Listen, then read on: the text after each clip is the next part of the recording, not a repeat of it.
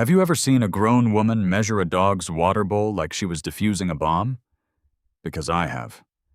It was 6:40 on a Saturday morning.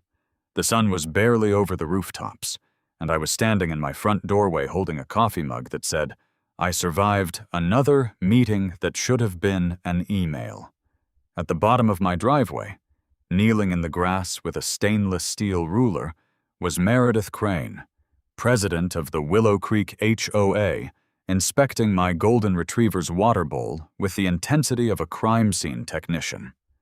My dog, Admiral, stood beside me with his tongue hanging out, watching her like he was trying to understand why the neighborhood's angriest woman was interrogating his hydration station. Admiral was not a small dog. He was 90 pounds of golden fur, loyalty, and emotional neediness.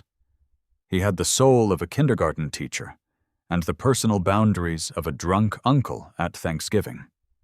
He loved everybody, trusted everybody, and once tried to make friends with a lawn sprinkler for 17 minutes.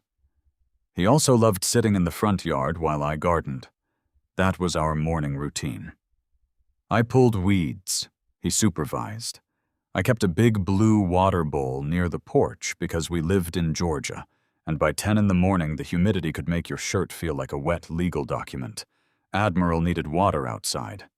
That should have been the end of the story. Unfortunately, nothing in Willow Creek ended where common sense said it should. Meredith Crane had been HOA president for 6 years, which is roughly 5 years and 11 months longer than any emotionally healthy person should hold that much power.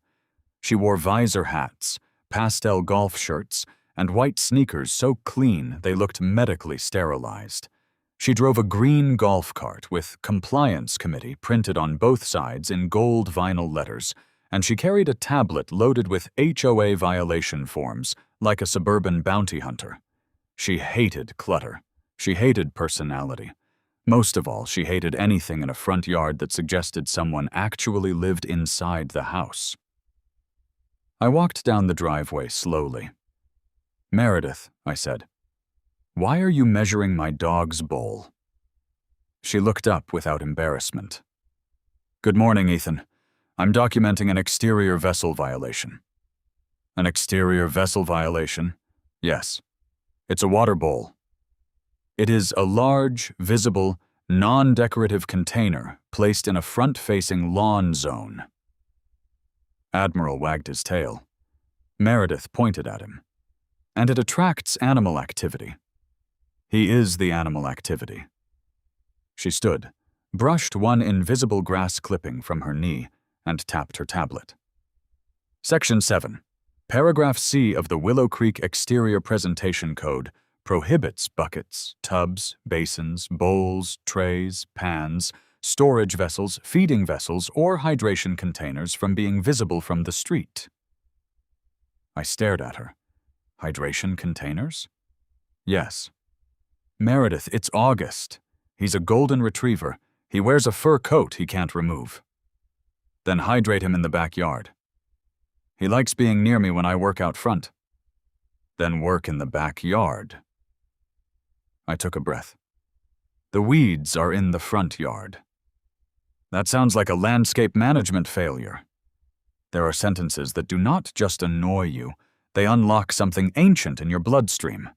She tapped the tablet again and held it out for my electronic signature. $250. 48 hours to remove the bowl.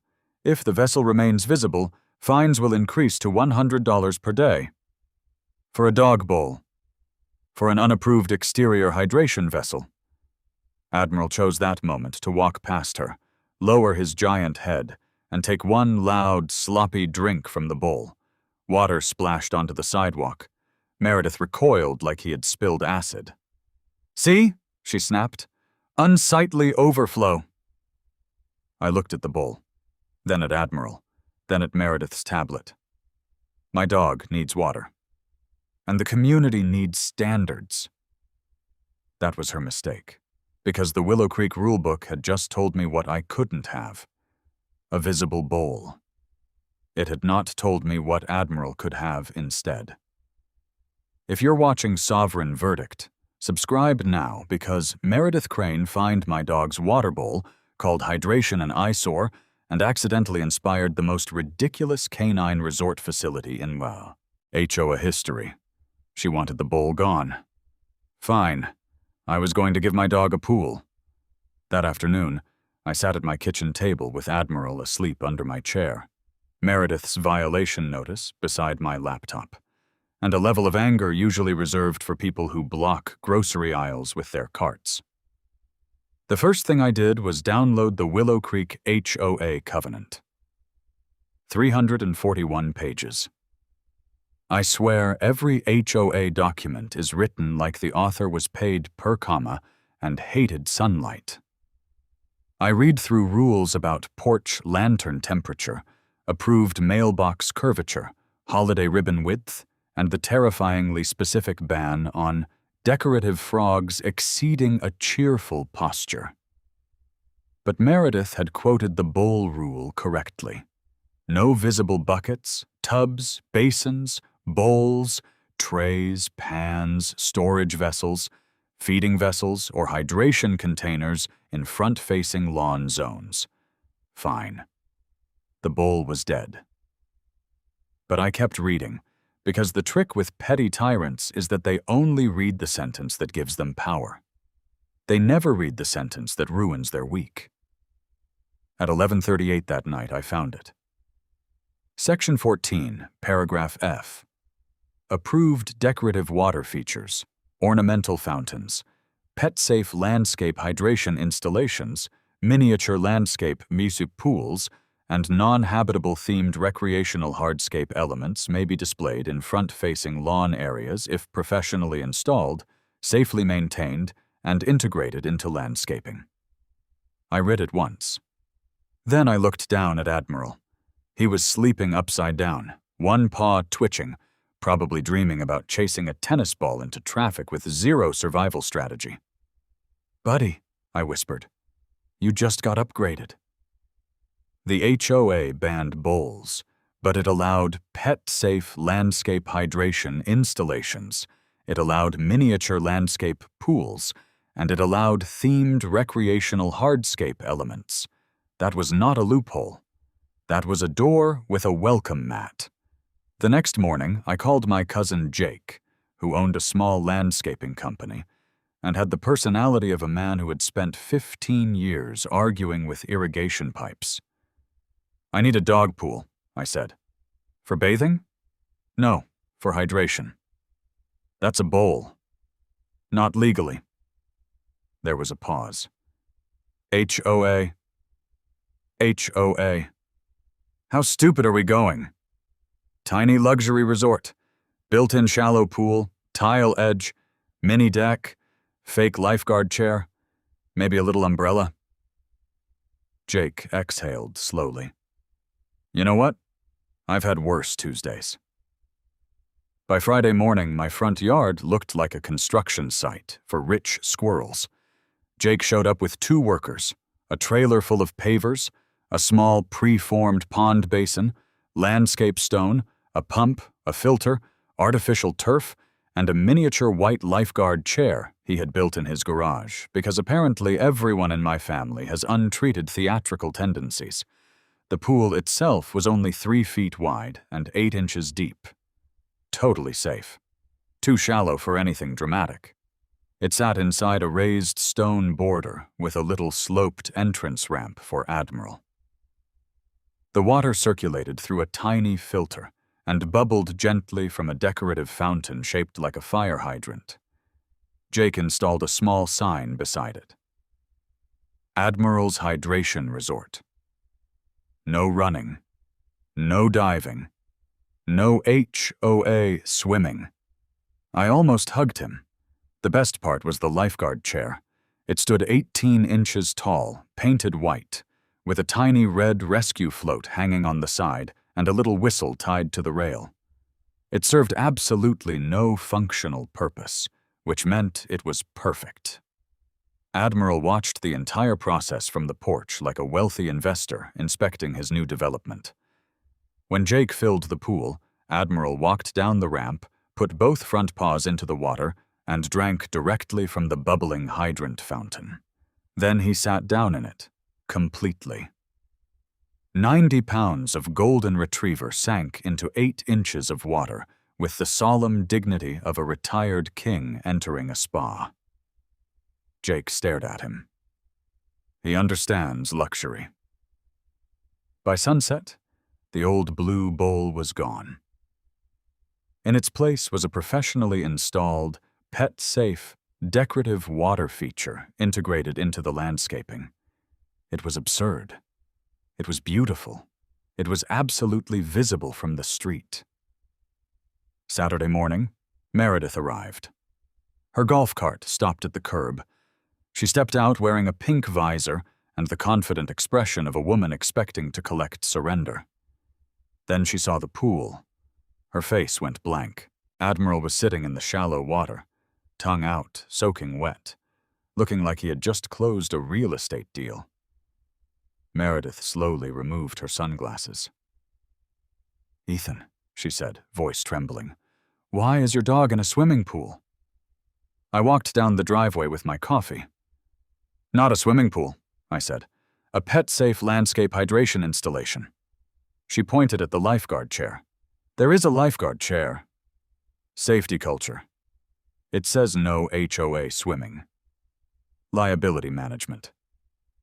Her mouth opened, closed, opened again. "You removed the bowl," I said helpfully. "This is worse."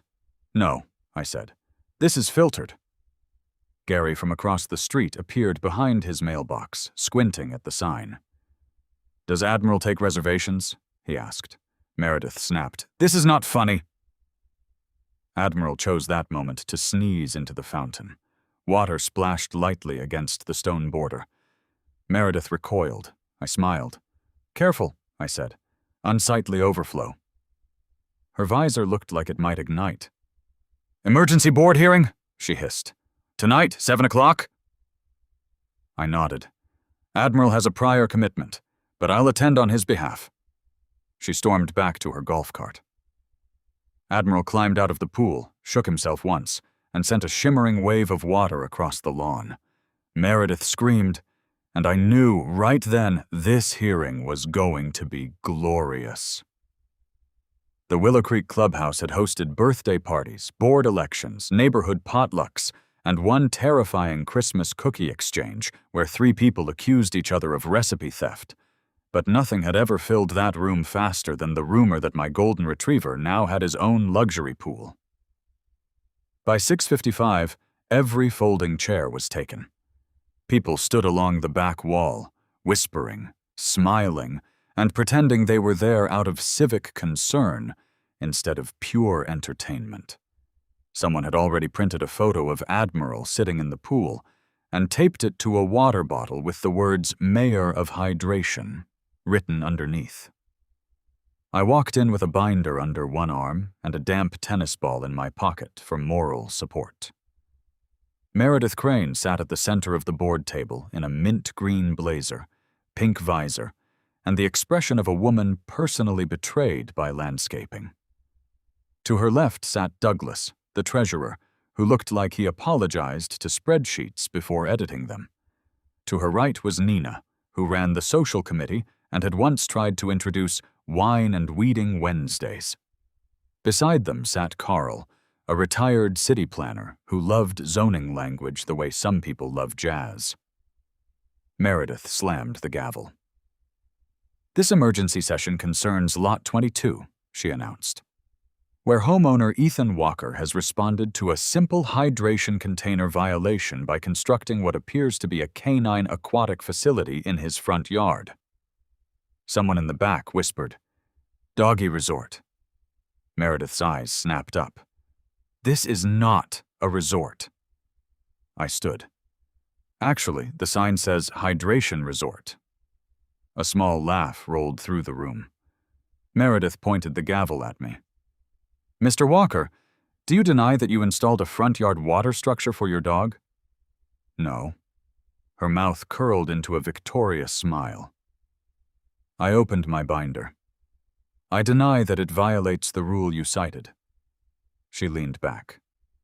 The rule prohibits visible hydration containers. Correct. That is why the bowl is gone. You replaced it with a pool. A professionally installed pet-safe landscape hydration installation. Carl immediately sat up straighter. Meredith noticed and frowned. Carl, please do not look interested. He adjusted his glasses. I can't help terminology. I handed copies of the covenant page to the board. Section 14, paragraph F, allows decorative water features, ornamental fountains, pet-safe landscape hydration installations, miniature landscape pools, and non-habitable themed recreational hardscape elements in front-facing lawn areas if professionally installed, safely maintained, and integrated into landscaping. Douglas read slowly. Miniature landscape pools. Nina pointed at the page. Pet-safe hydration installations. Carl smiled faintly. Non-habitable themed recreational hardscape elements. That's quite broad. Meredith's lips pressed into a line. That section was intended for fountains. Then it should have said only fountains, I replied. The room murmured. Meredith clicked her tablet and projected a photo onto the screen behind her. It showed Admiral sitting proudly in his shallow pool, soaking wet, tongue out, looking like a golden retriever prince who had just conquered summer. This, Meredith declared, is not community harmony. Gary, from 2 streets over, raised his hand. It is honestly the most peaceful thing I've seen all year. You are not recognized, Meredith snapped. I turned toward the board. The installation is 8 inches deep, filtered, circulating, mosquito-safe, professionally installed. It replaced the unapproved bowl completely. It is integrated with stone edging, turf, and landscaping. And it gives my dog water outdoors during extreme heat. Meredith waved a hand. Dogs can drink inside. And humans can sit inside, but somehow this clubhouse exists. Nina covered her mouth. Meredith's face reddened. The issue is not whether your dog deserves water. The issue is whether your yard now looks like a pet theme park. I flipped to the next binder tab. Actually, the issue is heat safety. That changed the room slightly. I pulled out printed weather records from the past 2 weeks, a veterinary article about heat stress in large dogs, and a note from Admiral's vet confirming that outdoor water access during high temperatures was recommended when he accompanied me outside. Admiral is 9, I said. He's healthy, but he's older. He likes being with me while I work in the yard. Meredith found the water bowl instead of asking why it was there, so I replaced it with something that meets the rule and keeps him safe. Nina looked at Meredith. Did he explain the dog's age before the fine? He said the dog needed water, Meredith said stiffly. Carl looked over the documents. This appears compliant with the wording. Meredith snapped. It has a lifeguard chair. Decorative safety feature, I said. It has a no HOA swimming sign. Private resort policy. Someone laughed again. Meredith slammed the gavel. Enough. This board cannot allow residents to weaponize pets against community appearance. Before I could answer, the clubhouse door opened. Jake walked in wearing work boots and a clean polo with his landscaping company logo. Behind him came Dr. Priya Nair, Admiral's veterinarian, holding a folder. Meredith stared at them. I smiled. Funny thing about pet-safe installations, I said. I thought we should hear from the pet safety expert. Dr. Priya Nair had the calmest face in the room. That mattered, because Meredith Crane was staring at her like she had just walked in carrying a wet dog, a subpoena, and a personal attack. Dr. Nair was in her 40s, with dark hair pulled back, a navy blouse, and the kind of professional patience you only develop after years of explaining to people that their Labrador is not big-boned. He is overweight. Jake stood beside her, holding a folder of installation diagrams, drainage specs, and photos of Admiral looking offensively happy in his tiny pool. Meredith forced a smile so tight it looked painful. Dr. Nair, this is an HOA architectural matter. Dr. Nair nodded. I understand. Mr. Walker asked me to speak only on the animal safety aspect. Meredith's smile vanished a little. The dog has access to indoor water. He does, Dr. Nair said. But in high heat, when a senior large breed dog is outdoors with his owner, constant access to clean water and cooling options is strongly recommended. Nina leaned forward. Senior? Admiral is 9, Dr. Nair said. For a golden retriever, that places him in his senior years. Heat stress is a real concern, especially in Georgia humidity. Meredith looked annoyed that biology had entered the meeting without approval. Dr. Nair opened her folder. I reviewed photographs and specifications of the installation. It is shallow, filtered, slip-resistant, and designed more as a cooling and hydration feature than a swimming pool. From a pet safety perspective, it is safer and cleaner than a standing bowl left in the heat all day. Carl tapped his copy of the rules. And the covenant specifically allows pet-safe landscape hydration installations. Meredith turned sharply. Carl, he shrugged. It does. Jake stepped forward next. The basin is 8 inches deep at the center, sloped at the entry, and installed with drainage beneath the surrounding stone. The pump circulates water through a filter. The fountain output is low pressure. There is no open deep water hazard. Douglas asked, Mosquito issue? No standing stagnant water, Jake said. It circulates. Nina pointed at the photo. And the lifeguard chair? Jake paused. Decorative, I added, but emotionally vigilant. That got a laugh, and Meredith banged the gavel so hard the microphone squealed. This board is losing focus, she snapped. The question is whether Mr. Walker's front yard now contains a ridiculous pet attraction that undermines the visual dignity of Willow Creek. I stood slowly. No, Meredith. The question is whether I broke the written rule. You find a water bowl under the hydration container ban. I removed the bowl. I replaced it with a professionally installed landscape feature that your own rules allow. You don't hate the violation. You hate that I complied in a way you couldn't control. The room went quiet. Meredith's jaw worked, but nothing came out. I opened my binder to the final page.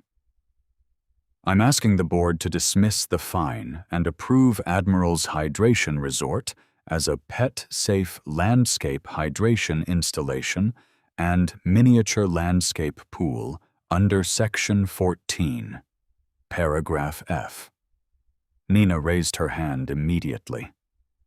I move to dismiss the violation and approve the installation, subject to regular maintenance and no expansion beyond its current footprint. Carl smiled. Second. Meredith whipped around. You cannot be serious. Carl tapped the covenant. I am very serious about correctly applied language. Douglas looked nervous, then raised his hand slightly. I support it too. It's cleaner than a bowl. Meredith stared at him like he had betrayed the Empire. All in favor? Nina asked. Nina raised her hand. Carl raised his. Douglas raised his after one terrified glance at Meredith. 3 votes. Meredith's hand stayed flat on the table. The motion passes, Nina said. Fine dismissed. Installation approved. For 1 perfect second, nobody moved. Then Gary from the back whispered, "Admiral wins by landslide." The room burst into applause. Meredith stood, gathered her tablet and papers, and spoke through clenched teeth. "This community used to have standards." "It still does," I said. "They're just filtered now." That line followed her all the way out the door. 2 days later, the official HOA email arrived. My balance was 0. Admiral's Hydration Resort was approved as a decorative pet-safe water feature. Meredith tried to add a rule amendment banning novelty animal facilities, but Carl sent it back for being too vague, and Nina asked whether bird baths counted as bird spas. The amendment died quietly. Admiral's pool did not. Every morning, he walked down the little ramp, drank from the bubbling fire hydrant fountain, then sat in 8 inches of water like a retired millionaire judging the stock market. Neighbors started stopping by just to see him. Kids waved at the lifeguard chair. Someone left a tiny pair of sunglasses on the rescue float. I let them stay. Meredith still drove past in her golf cart, but she stopped making eye contact with Admiral, which was wise because Admiral had the relaxed confidence of a dog who had defeated bureaucracy and gained waterfront property. The best moment came during the next heat wave. Meredith's own sprinkler system broke, and her lawn turned crispy around the edges. Meanwhile, Admiral sat in his tiny pool under a little umbrella Jake added later. Tongue out, tail swishing through the water like he owned the neighborhood. And honestly, he kind of did. So remember this from Sovereign Verdict. Subscribe for more stories, read the rules line by line, protect your pets, and never let an HOA Karen fine a dog's water bowl unless she is ready to explain why a golden retriever now has a filtered luxury pool, a lifeguard chair, and more community support than the entire board.